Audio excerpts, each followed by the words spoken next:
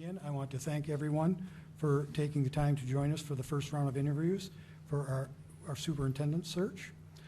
Also, too, I want to just reaffirm to the members of our audience who wish to provide feedback, they may complete an interview feedback form following the interview. I believe that these forms have been distributed or they are on the table, or you can double check with Mrs. Sovel or Mrs. Tomei. And then, they will be collected and then copied and distributed to all board members, and after the interview is done. So again, thank you, Dr. Lonze, for being here for interviews this evening. Following the questions this evening, you will have an opportunity to make a concluding remarks. And all board members will be asking you questions today in a round-robin format. I know that we've had the opportunity to review your resume in detail. Could you please tell us how your experiences and qualifications have prepared you to be the next superintendent of Walled Lake Schools? Well, thank you, Mr. Tyson. Good evening, everyone. Well, it's been a while to be on this side of the interview process, as I've been in a number of interviews in Walled Lake, and certainly even longer since I haven't been sitting at the board table. So tonight should be a good time for everybody. I'm really excited. It's my pleasure to be here tonight, and I've worked my entire life to have the opportunity to be superintendent. When I look at my education, my bachelor's degree was in marketing education, business education from Central Michigan University. I then achieved my master's degree from Wayne State, my ed specialist from Wayne State, my ed specialist from Oakland, and my doctoral from Wayne State, all in educational leadership. I've had the opportunity to work in 4 very different school districts. I started out in Oak Park at Oak Park Public Schools as a teacher, moved on to Birmingham Public Schools, and then from there, Fraser Public Schools, and now here in the Walled Lake Consolidated School District. Each of those districts were very unique and allowed me a wide variety of perspectives that I've been able to incorporate into my leadership. And then I look at the jobs that I've had. I've been a classroom teacher as a marketing teacher. I've been a building administrator. I've been a high school principal. I've been assistant superintendent of human resources here in Walled Lake. I've been deputy superintendent, now currently interim superintendent. All of those experiences and all of those jobs have prepared me to be superintendent. But what resonates with me is the time that I've been interim superintendent. And having that opportunity to fulfill that role, I know that I'm now ready to be the next superintendent of Walled Lake Consolidated School District. Thank you, Mr. Ted. Thank you. Our next question will be asked by Vice President Mr. Siegler. Dr. Lonze, please share an example of a time you have led a sustained multi-year improvement initiative. Be specific regarding the situation, the task at hand, your specific role, and the outcome. Thank you. So when I think of that, I think of first of all, the competency-based education initiative that I led as principal at Fraser High School. When I started at Fraser High School, we were a very traditional high school. We had 1,700 students.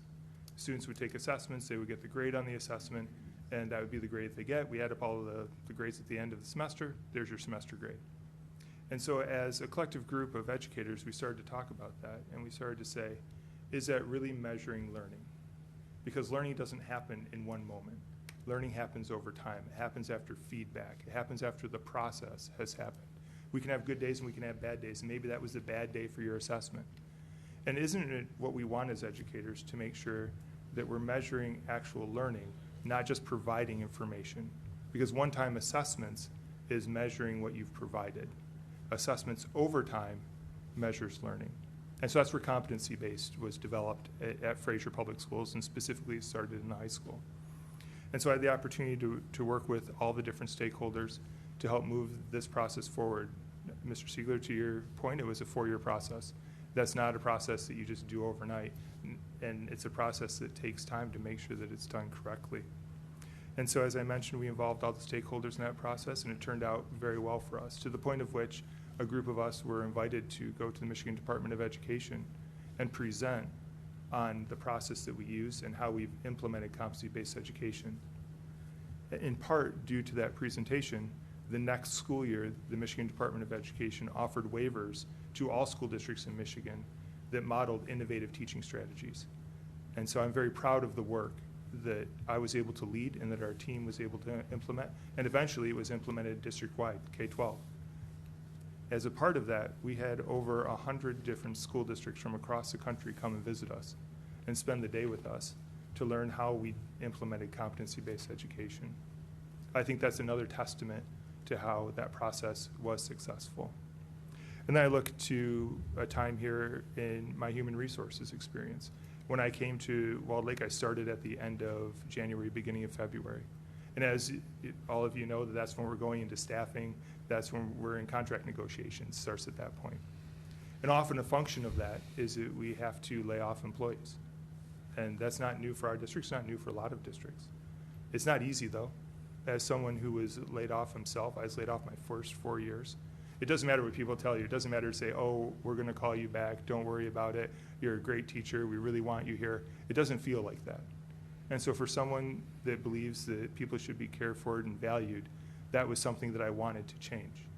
And so very quickly that year, we were able to go, my understanding is before I received that position, we would lay off 100+ people, and not just teachers, by the way. They could be secretaries, paraprofessionals, all different members of our associations. And we were able to take that in my first year here, make that a solid number of 25. And that was through targeted and very specific thoughtfulness to make sure that we were only laying off the people that we had to lay off. And I know that that helped people feel valued. I've had people tell me that when they have been teachers for 10 years here and they were laid off for 9 of those 10 years. That's a terrible feeling.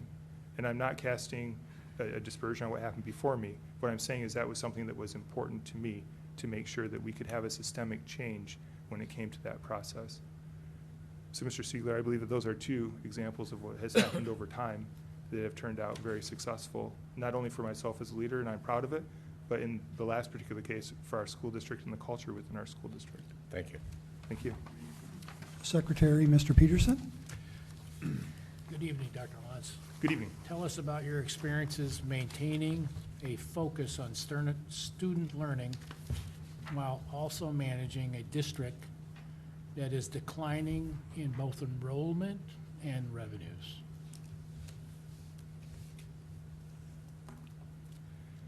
So that's something that I've experienced in my tenure here in Walled Lake. Our first focus is always safety and security, because if you don't feel safe at school, the rest of what we provide during the day is lost on you. After that, student achievement is our goal every day, is to make sure that students are learning what we're able to present to them.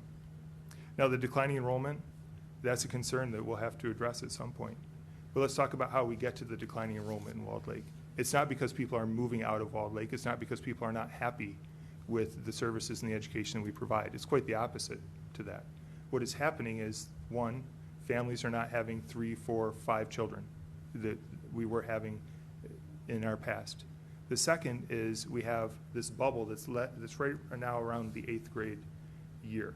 And what's happened is every year this bubble has moved 1 grade level further.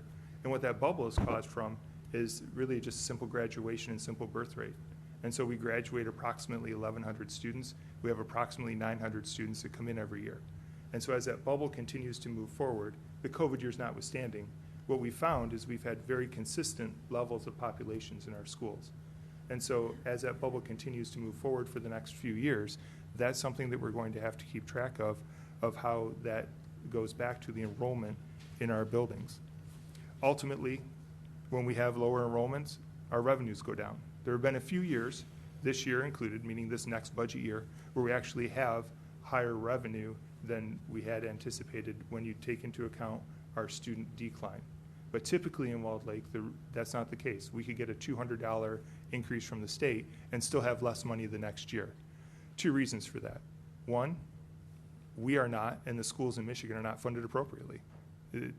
There's a study that's been out for years now that says this is what you have to do to fund schools appropriately. And we're not funded appropriately from the state, and we're not funded appropriately from the federal government. Our second challenge is that we have never been a 2-times district. And so as other districts were getting double the amount of money that we were getting, that put us in a financial situation that the school districts that were getting the 2 times, didn't have to worry about, no matter if their enrollment were declining or increasing. And so for us, it's really a multifaceted question that you've asked, and the reality is that we will continue to have declining enrollment in my estimation for the next 4 to 5 years. After that, I believe we'll have the stability. And we've backfilled some of our declining enrollment through our school of choice. As all of you know, we have a 5% cap on our school of choice. But what that means is that we get more students in through school of choice than leave through school of choice. And that has helped us not only financially, but it's also helped us in being a diverse and inclusive environment for all of our students, because we're here for every student. We're not here just for a student. And so to your point, Mr. Peterson, this is something that we will be dealing with in a district, not just our district. Most of the districts in Michigan are experiencing declining enrollment in one way or another, and for one reason or another. I just gave you the reasons why I believe we're experiencing the declining enrollment. Thank you. Treasurer Mrs. Kaplan, next question. Dr. Lonze, Yes, ma'am. using specific examples, please tell us how you maintain visibility and accessibility to the board, staff, parents, and community groups. How would you ensure this happens as our next superintendent? Visibility is key to successful leadership. And I go back to being a high school principal. There was never a shortage of night activities for a high school principal to go to, especially in a one high school town. There's an expectation of where the principal is going to be every night. And I enjoyed those activities very much. As I moved into the assistant superintendent for human resources, I made it a personal goal of mine to visit every building once a semester outside of the cabinet visits. As you all know, the cabinet visits every building once per year. I'd write the names of the schools on my whiteboard, and as I visited them, I would erase them. I'd like to tell you that I hit that goal every semester. I can tell you that I didn't, but it was something that was important to me to be out in the buildings. And a couple reasons for that. First of all, if people don't know you, they can't trust you because they can't have a relationship with you. And so it's always easy to find a reason to stay in the office, right? There's no shortage of email, there's no shortage of meetings, but that doesn't help you build the relationships with our staff. And so my goal was to be out in the buildings to help build that relationship. The second part is it allowed me to see firsthand what was happening in our classrooms. Ultimately, in that position of human resources, and again in deputy in my current position, the decisions that I'm making affect the people in our district, not just all of our staff, but it affects our students, it affects our parents, it affects our community, it affects our Walled Lake family.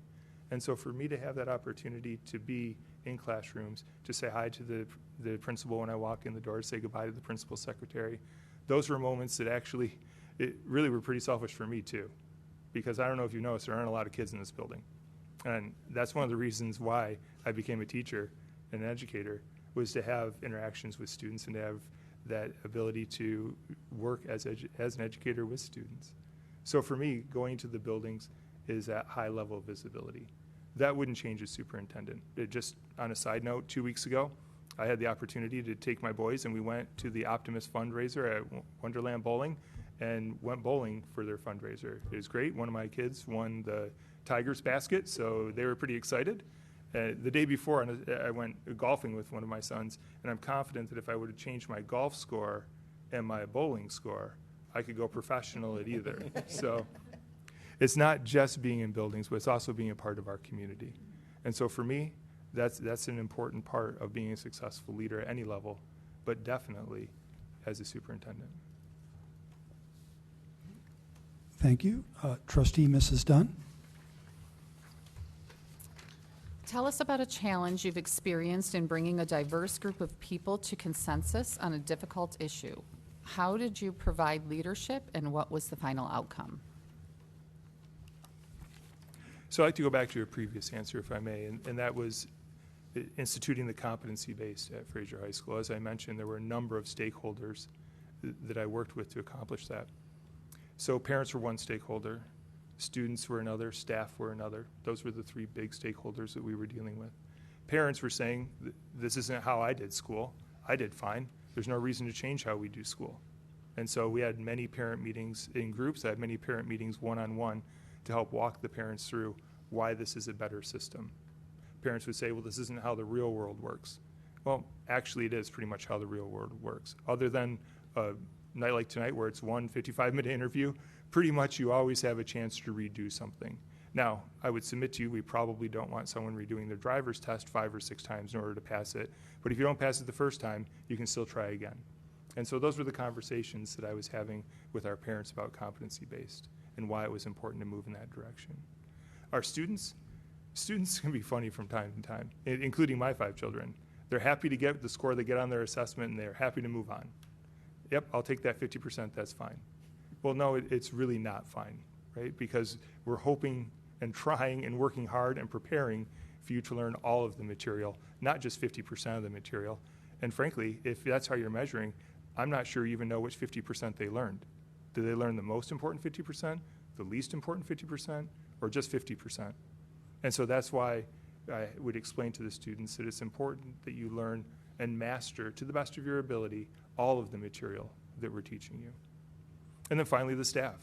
Their concerns were very valid. How do we have time for this? How are we going to adjust our curriculum for this? We haven't been prepared for this. And that's why it goes back to the previous question, that it was a 4-year process with professional development, with having staff focus groups helping us move that along, with working with our department heads to work in their departments to help change the curriculum and change the assessments to be effective in this situation. So that's one way of bringing a consensus to a diverse group of people.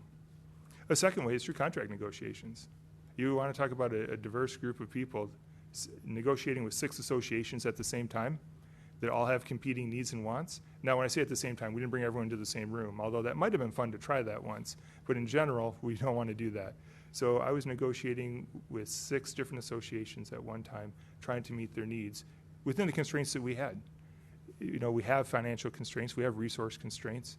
And so managing that year in and year out, because as all of you know, we very often only had 1-year agreements with our associations, that was a great opportunity for me to eventually reach consensus with each association. And I'm proud of the fact that every time a TA was brought to an association, they voted positively for it and it passed. And every time it was brought to the board, you supported it. So to me, those are 2 examples of how I can work with diverse groups in some challenging times. Thank you very much. Next question, trustee Ms. Van Leeuwen. Dr. Lonze, please explain opportunities you have had working and collaborating in diverse, multicultural, and inclusive settings. Thank you. So I look back at my teaching experience and my administrative experience, my leadership experience across my time as an educator. Oak Park High School, where I got my start. At that time, Oak Park High School was 80% African American, 15% Chaldean, 5% other. That was in and of itself a diverse situation, but that wasn't the only diversity that was at Oak Park. We also had an income diversity, although at Oak Park, many of our students fell into at-risk and many of our families fell in the low socioeconomic area. So that was an opportunity for me to experience that diverse culture in school. Then going to Birmingham Groves High School, very much like our high schools here. At the time, it was around 1,500 students. Too many nationalities and ethnicities for me to mention tonight. It was fantastic, the diversity was there. Most people think of Birmingham schools as being very affluent, and certainly at Groves we had affluent families. But we also had families that were experiencing poverty. One thing that I appreciated about the Birmingham school system, specifically Groves High School, was the inclusivity that we had for all students. And no matter what classes you were taking, you were all part of the school, and you had the opportunity to access all the activities that the school had to offer. And I can go into that in more detail if you'd like me to. At Fraser High School, I look at that as pretty much your average typical suburban high school in America. We were about 1,600 students. We had about 30%, 25% African American population, and the rest was mixed between Caucasian and a number of other type of ethnicities. That building also had a higher at-risk population than what one might imagine, and also had a diversity in income. There were, again, a wealthy population of parents, and again, a population of parents that struggled every day to meet their needs. That school had a food bank so that our parents could come in and our students could come in and have food to take home. We knew that for many of our families, the only real positive meal they were having was breakfast and lunch there. And so for me, that was an opportunity to experience a different type of diversity. And then coming to Walled Lake. one of the biggest school districts in the state. Having the opportunity to see all of the buildings and how they were all very different from each other, but yet there was that common thread running through all of our schools, which is that we care for and support all of our children, all of our students, our staff and our parents and our community to the very best of our ability. There's always work to be done when it comes to inclusion, and that's something that I've dedicated myself to as deputy superintendent and would continue to do as superintendent. And I look forward to having those opportunities. The reality, though, is it doesn't matter if a student's from Oak Park or Birmingham or Fraser or Walled Lake. There's some universal truths to students. I'll speak about high schoolers because that's who I know the best. Every high schooler at some point wonders if they're fitting in. Every high schooler at some point will upset a friend, a boyfriend, a girlfriend, and wonder how they're going to make that right or if they're going to make that right. And every high schooler gets frustrated with their parents. Those are universal truths. And so as long as we do as educators, as leaders of our district, as long as we care for and support our students and our staff and our parents to the best of our ability, it doesn't matter what the school looks like. That will be a successful school. Thank you. Thank you. Next question, trustee Mrs. Casagrande. Just finishing a note here. Wow, that did not like my answer at all. I'd like to redo that one then, please, if you don't mind. Sorry about that. Dr. Lonze, could you please Yes, ma'am. describe how you have engaged and affirmed all staff members, and please provide examples? I just want to make sure that it was engaged and affirm all staff members. Yes. I can tell you I don't think I've done that. I'm not sure it's possible to engage and affirm all staff members in a district our size. We have over 1,400 staff members. What I can tell you, though, is that I work hard every day to make sure that I build relationships with our staff members and our community at large. And I think that that's part of the affirmation that I can bring to this conversation. And I do that through my core values. My core values are to be fair, to be honest, to be consistent, and to treat people with honor. And so as I look to how can I help our staff members, that's where I'm going to take this question, is how do I do that? And so one way that I've done that is through the staffing process. Every year in the staffing process as Assistant Superintendent of Human Resources, I had staff members asking for transfers. They'd like to go from building A to building B.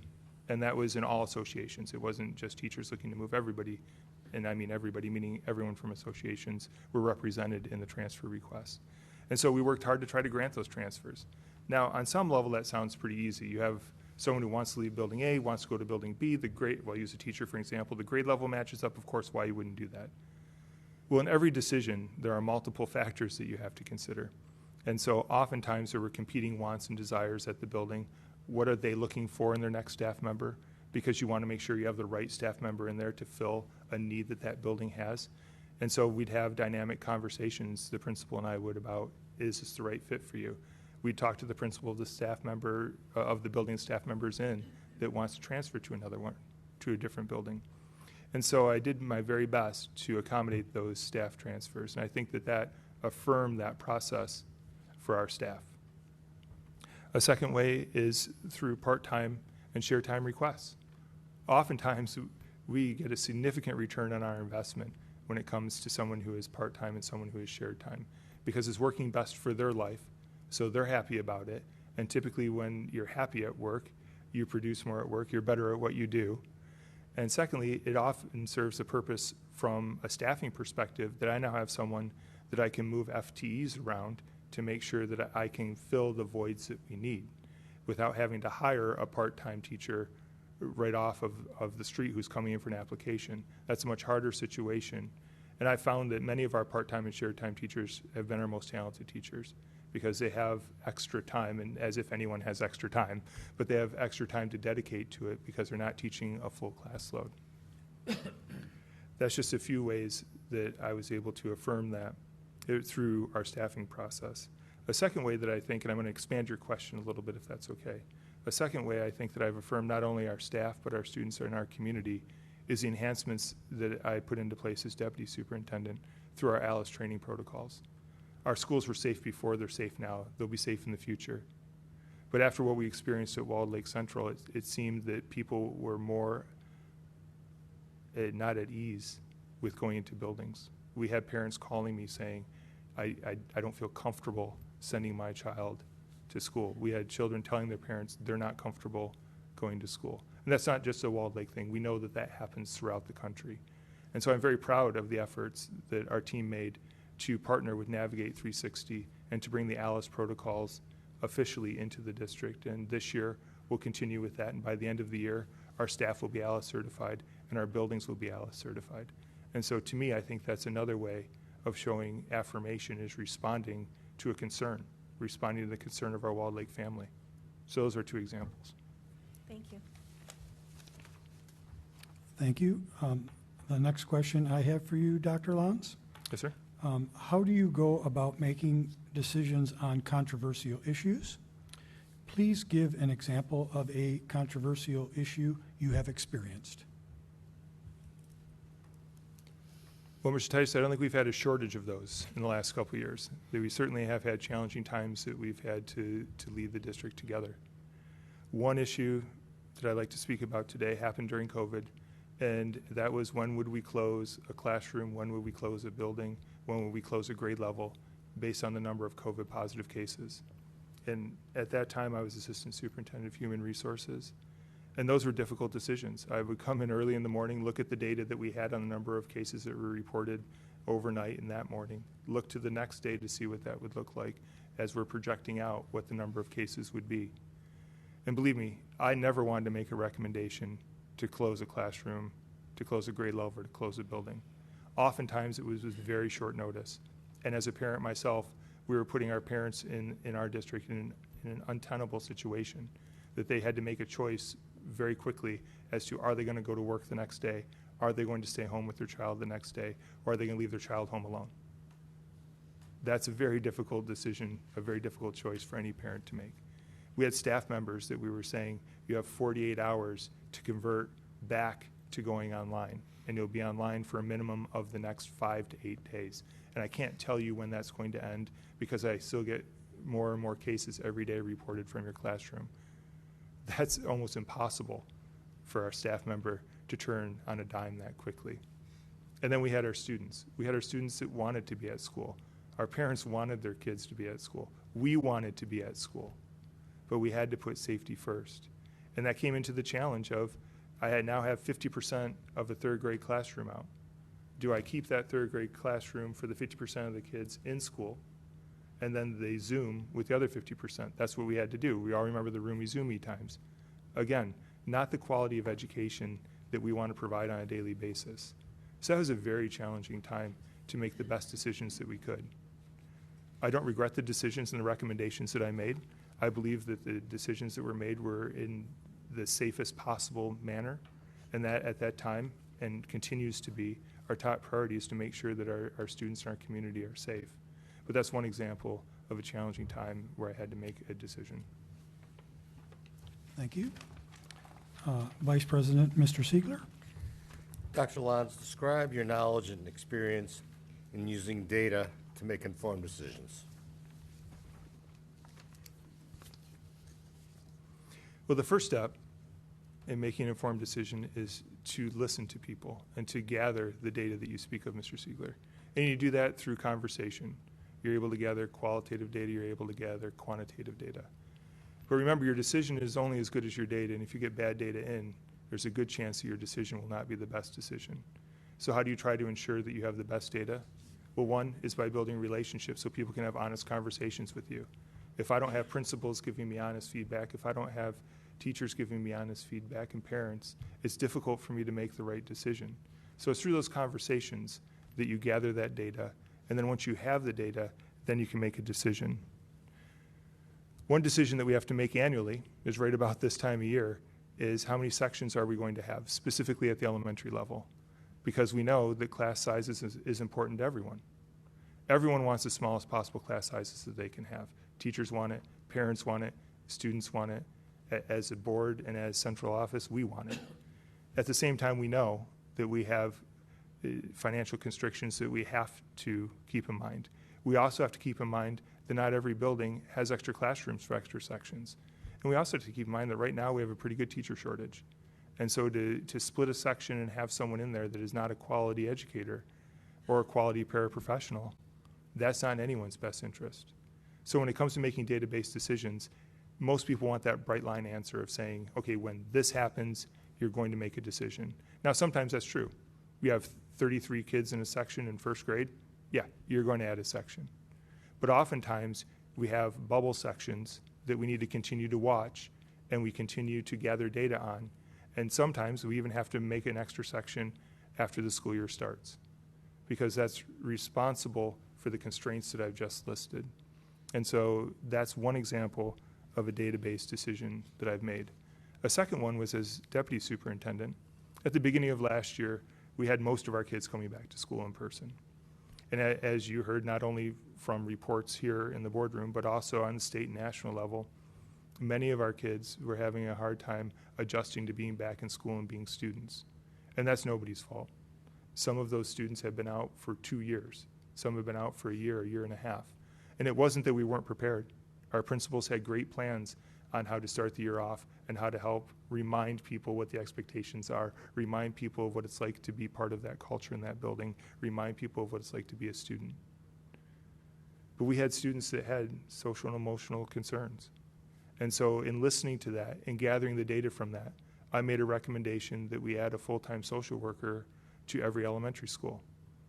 And that was approved, and we began the hiring process for that. Now, social workers are very difficult to come by, so it wasn't something that we could institute the very next day. But as we continued to hire social workers, there was a trickle-up effect in which we were able to now offer more social work support for our secondary schools.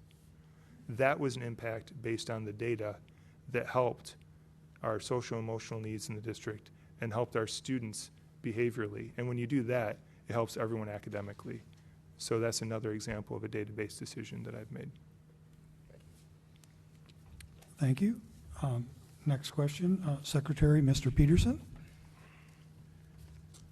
What does an effective relationship between the board and superintendent look like? And how do you cultivate such a relationship? So when it comes to cultivating that relationship, in my opinion, it comes down to communication. And if we can communicate well with one another, then we can trust one another. And if we can trust one another, then we'll be able to have great conversations and make great decisions together. So how does that communication look to help cultivate that relationship? Well, it's honest communication, it's timely communication, and it's accurate communication based on the information that I have at the time. I hope in the time that I've been in interim that you felt that from me, that I have been providing you with the information that's been accurate and timely and correct, and that that's helped you be able to answer questions that you may have. When it comes to an effective relationship between, and I'll say a collaborative relationship with us, because that's ultimately what we're looking for, is to be able to continue to work together. And so what does that look like? It looks like the board setting policies, and it looks like the board working collaboratively with myself to set the district goals. And for me, as a superintendent, my job is to lead and manage the district in its day-to-day operations and to make sure that I'm putting procedures to match the policies that we have, and I'm putting in strategies to achieve the goals. And I believe that when we can do that together, that is what is going to allow us to be an effective board. Some specific steps that I think we would need to take to make sure that that happens is, one, is to continue the good communication that we have with each other. I appreciate being able to meet with each of you to find out what your expectations of me were in this interim position. That was important to me so that I had that background information. A second one is that I believe that we would have to have board retreats, because although we've worked together for almost 5 years now, we've only worked a very short period of time in this dynamic. And that's something that is too important to not work on, because we know if we don't work on a relationship, it fails. And finally, if we do all of that, we'll continue to have the trust that we need to have in one another, to depend on one another, so that we can continue to move Walled Lake forward. Because ultimately, that's why we're all here, is to make sure that Walled Lake is moving forward and growing, caring and supporting our students, our families, our community, and the Walled Lake family in general. That's how I believe you achieve that. Thank you. Our next question is from Treasurer Mrs. Kaplan. How do you gain support for and educate the community about our schools, specifically when faced with a controversial topic like redistricting or privatization? Well, I'll take those two topics. How's that?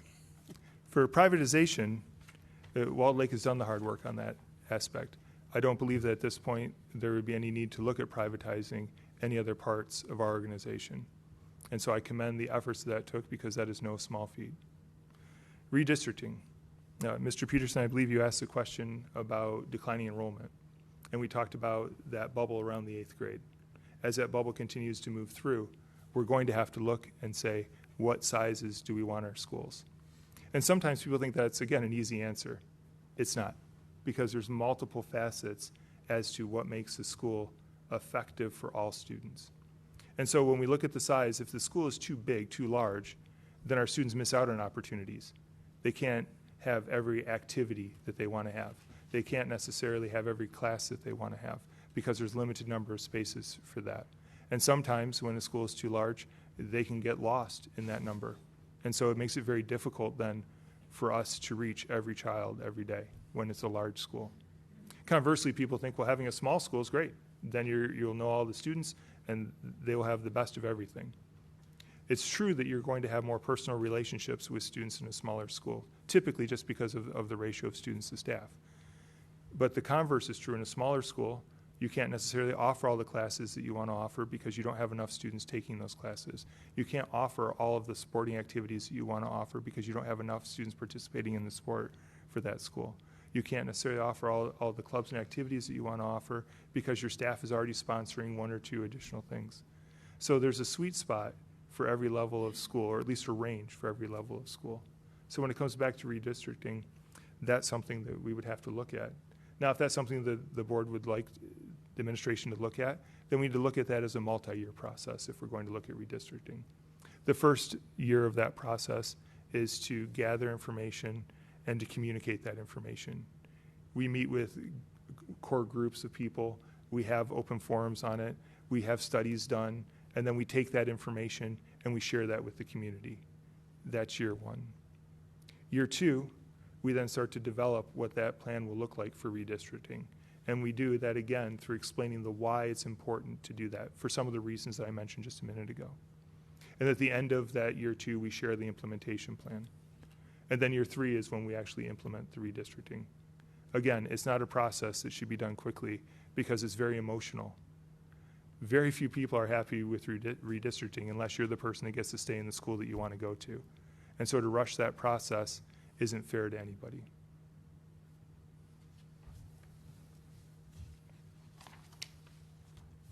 Thank you. Next question from trustee Mrs. Dunn. Tell us what budget development process you use to gain broad support for the final result. So the budget process that I use is I go talk to Mrs. Less and say, what's our budget? Because she's the expert in that field, and she's able to give me my parameters. So I'll go back to an answer that I had previously, was about contract negotiations. And that through that process, I have to live within the budget that we have. And I have to be able to meet the needs of all of our associations to the best of my ability.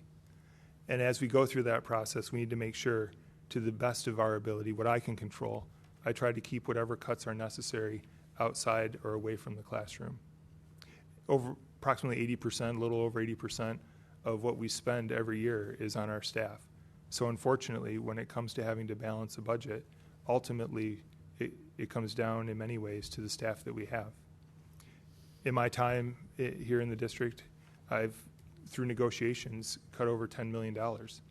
It's not something that I'm proud of in the sense that that affected people. That was people's livelihood that $10 million came from. What I am proud of is that we did it collaboratively. As I mentioned before, all the TAs brought were passed, and we maintain to be a financially solid district. And that has to be one of our goals, is to be financially solid so that we can care for students not only today, but we can care for students in the future. So when it comes to budgeting, that's the process that I would use for that example.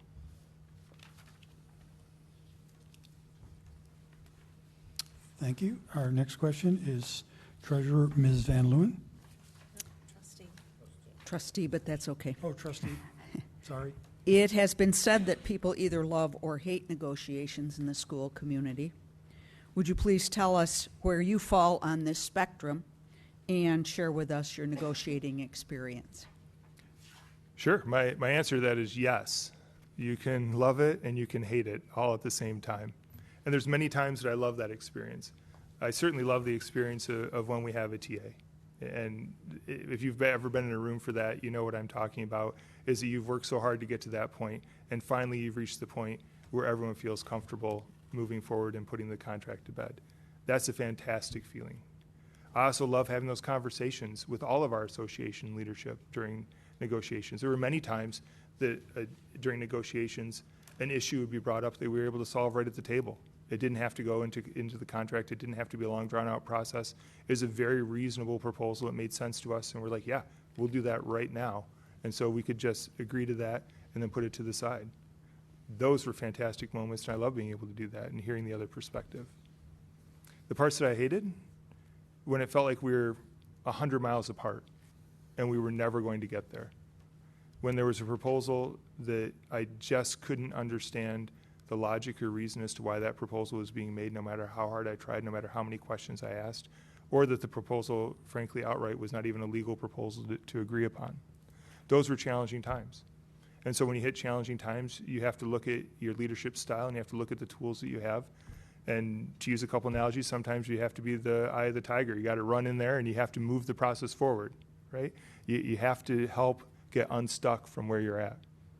Other times you have to go into negotiations and you have to be the ball. You have to be in the moment. You have to see what the other group is talking about and understand where they're coming from. Oftentimes it's a combination of both of those. So to answer your question, when it comes to negotiations, yes, I love it and I hate it. But if I have to go one or the other, it's going to be love it, because in the end, we were able to collaborate and reach an agreement that was successful, not only for the association and our members and our staff, but also for our district and our community.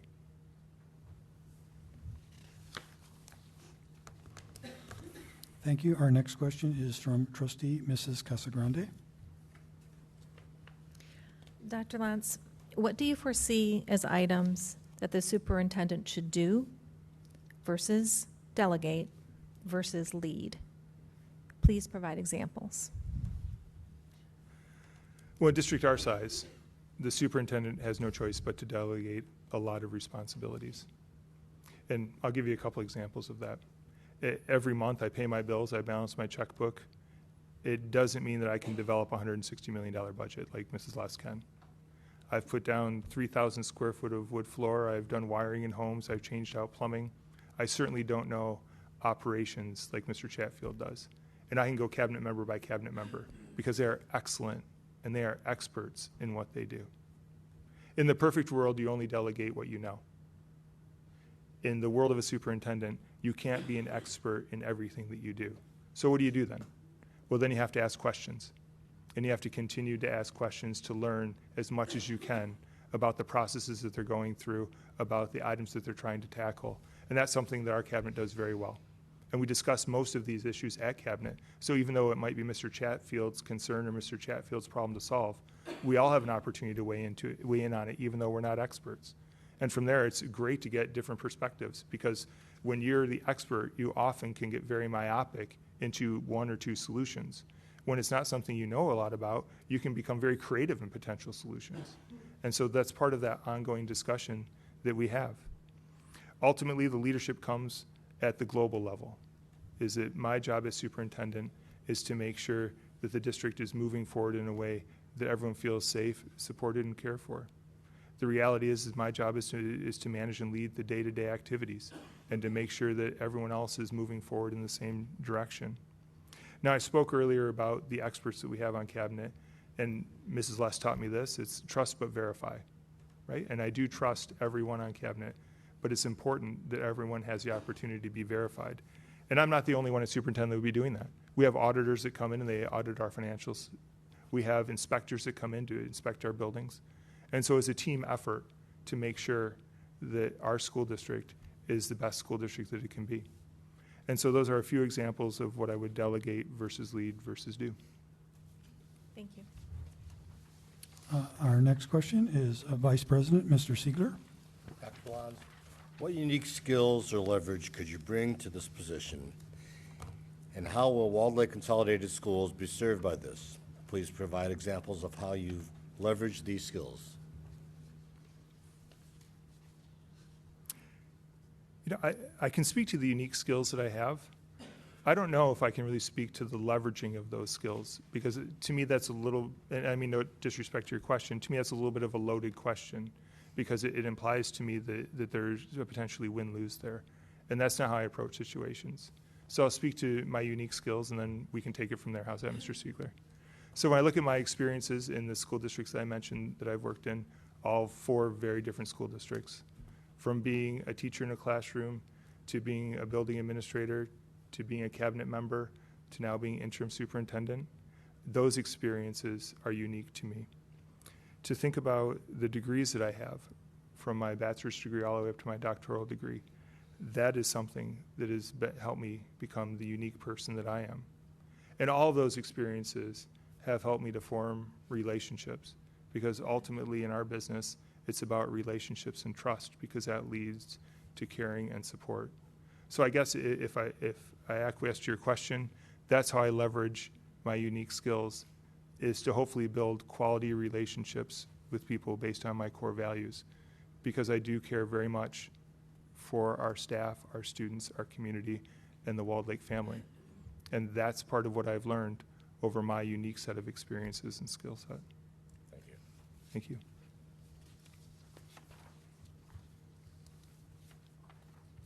Okay, thank you. Dr. Lonze, as we wind down our time together, would you like to leave us with any closing remarks or thoughts? I would. Thank you. So I've had the opportunity tonight to share how much this position means to me. What I'd like to share is some of the things that I bring to the table. One thing that I bring to the table is that I build relationships. I'm a collaborative leader. I care about and support the staff that I work with. I can also have a tough conversation if a tough conversation needs to be had. Those are a few of the traits that I'll be able to bring to this position. Those traits are based on my core values, which is to be fair, to be honest, to be consistent, and to honor others. And those traits and those characteristics brought together along with my experiences have prepared me to be the next superintendent for Walled Lake Consolidated School District. I thank you for your time, and I will see most of you in about 10 and a half hours from now, tomorrow morning, for our great opening day. Thank you. Thank you. Yes, thank you, Dr. Lonze. We appreciate your interest in the superintendent position. The board is interviewing a number of candidates, and we will contact you if you are selected as a finalist. And again, we thank you for your attendance this evening.